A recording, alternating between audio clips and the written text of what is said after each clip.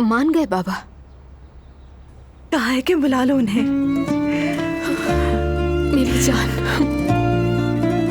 बहुत खुश हूं मैं।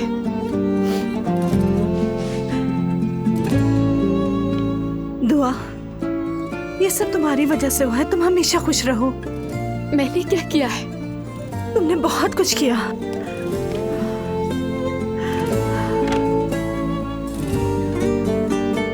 ये क्या हो रहा है हमारी दो सहेलियों के बीच? मरियम मम्मी, मुझे सपोर्ट करने के लिए आपका बहुत शुक्रिया अम्मी। मेरी बच्ची, बस तुम खुश रहो, हमेशा मुस्कुराती रहो। मुझे अपने रब से और कुछ नहीं चाहिए। बाबा को मनाने में अम्मी ने भी बहुत कोशिश की है। क्या वाकई?